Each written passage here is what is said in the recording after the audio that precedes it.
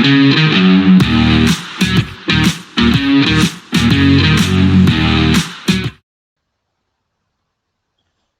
welcome back to the Supercoach Nuff channel. In this video we're going to look at our tops, chops, traps and slaps for NRL Fantasy in round 12 of the 2024 season. So for those that aren't familiar with the concept, how it works is if we've got a trade in that we like, give it the thumbs up, that's tops. If we we want to trade out a player that's has to go, we'll give them the chop. If we have a trade-in option that we're not too sure on, it's probably a trap. And if we've got an option people are trading out that we think they should hold on to, well, we need to give them a slap. So as usual, go position by position.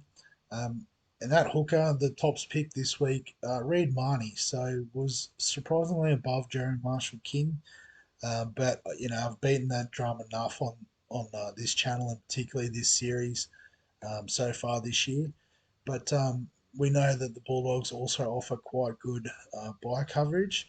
Probably the main reason why I've steered clear of Marnie and opted for Marshall King is purely because we seem to have a lot more Bulldogs assets in our teams as opposed to the Dolphins. So, um, I think Marnie's a great option if you wanted to bring him in. Obviously, you could pair them up together and they would cover all the rounds quite comfortably, particularly round 13 and 16. On the chopping block, I've gone with Wade Egan. So an early out means elevated break even. Won't play this week, won't play round 13. If he can find his way back into round 14, or sort of in towards the second origin, might be a good option to get on then. The Warriors do cover round 16, 17, which is going to be really handy. But yeah, we can definitely get rid of him at this point. The trap this week, I've gone with Harry Grant, and again, probably just because he's playing Origin. I mean, he's not a bad pick to bring in, but just know you bring him in this week, and then he'll be out next week. And Jaden Brayley, I've got as the slap. So, we talk about buy coverage. The Knights have pretty good buy coverage, only missing around 16. He is missing this week, admittedly, but surely you can cover this week. And then he becomes really handy after that. In the middles, so Max King is my top pick this week in the middle. Again, looking at a player that will play Origin, good minutes, good work rate. He ticks all the boxes. Break even with 39 is pretty nice too. So you are getting him at a bit of value. On the chopping block, I've gone with Jamin Jolliffe, so out injured this week. 77 break even, won't play Origin. You can sideways him to Max King, and you'll score more points and make more money in the short to medium term. I've got Jermaine Hopgood as the trap. Pretty convinced he'll play for Queensland this year. But obviously, if he's not, he is the first player picked next week. So just wait a week if you do want to bring him in, and just and also gives you a chance to suss out the situation at the Eels with the new caretaker coach, and just see how it all goes there. Tohu Harris is the slap this week. Obviously along the lines of Wade Egan, you could say, well, he's got a bit of a high break even, he won't play. But I just think, we know what we're going to get from Tohu, and hopefully he's back for round 14. So, actually, I think he was back this week from memory. I think he is playing. I'll have to go back to team list. I don't fully remember. But, I wouldn't panic trade out Tohu Harris. On the edge, top pick, Eli Katoa, just in great form. Obviously doesn't play round 13, is the only knock on the pick. But Jerome Hughes back this week as well is only going to help with his output. So 44 break even means you won't get him cheaper after the buy. So if you want him, get on now. Jamin Salmon I've got on the chopping block. Again, I'm not convinced of his sort of position in the team, in the sense of they've got Preston on the bench. He might sort of get some time, on Salmon's Edge in particular. I think if they can, they'll play kick out for 80. Um, Worst case scenario is like, it's a 60-60-40 sort of split. Um, but then, Salmon's probably not much use in the middle either. So, given they've got Haywood and Mann sort of playing that lock role and looking pretty good in it too.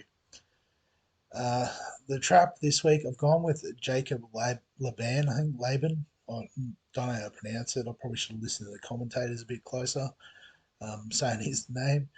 But, bench edge is fantasy and super coach poison.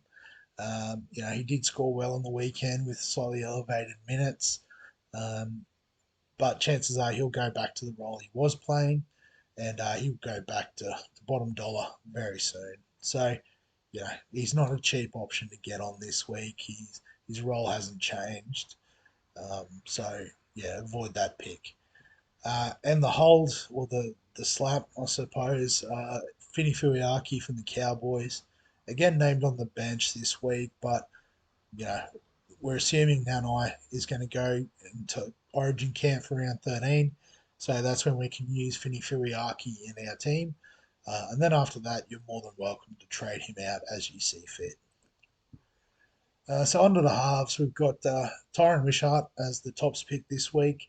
And it's mostly down to the fact his job security has increased due to the fact we have to chop Cam Munster with that groin injury. Um, and Wishart's look good in the halves, replacing Jerome Hughes. So you imagine it'll be more of the same, just probably playing on the other side of the field. Tom Did I've got as the trap, and this is purely again down to Munster being out injured. So Did, you'd imagine, will play 6 for Queensland, which means he won't play round 13 like we anticipated. Um, so you can move on from Tom Dearden this week, or you can wait a week. His break even's not so bad. And the slap, I've gone with Ethan Strange. Again, looked really good on the weekend against the Dogs. Um, Decent break even, nice price. No need to get out of the pick. He'll play around 13 too, which is super handy. Dual position, lots of boxes ticked there. Into the centres, Tolotale Cooler is the tops pick this week. Looked good at fullback last week. Still decently priced, still nice break even.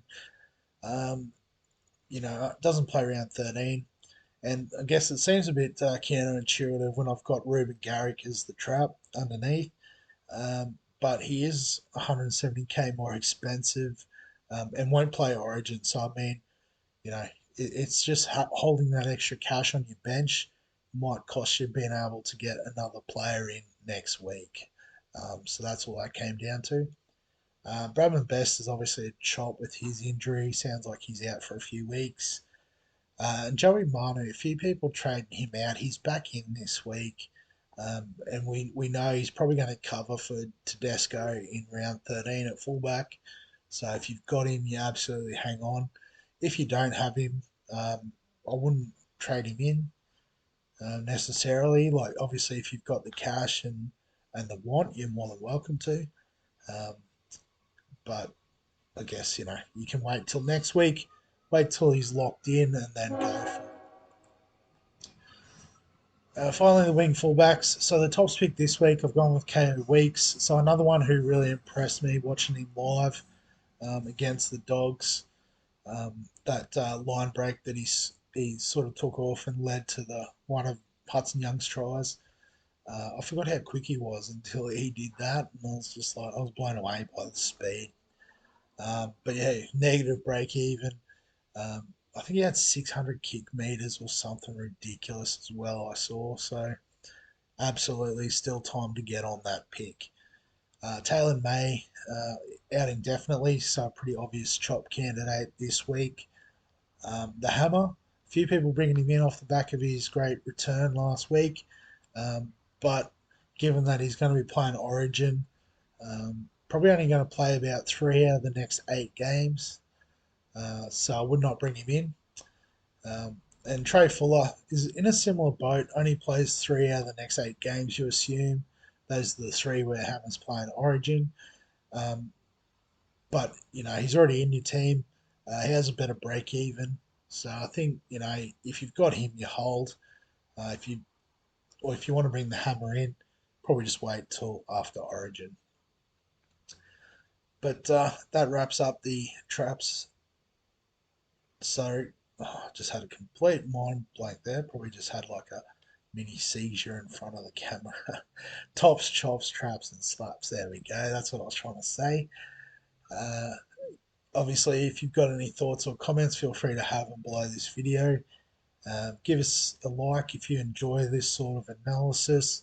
The introduction of the prices and the break evens, I think, has been pretty good. Let me know about that. Subscribe, obviously, for all the fantasy sports channel content on the channel. And other than that, we'll catch you in the next one.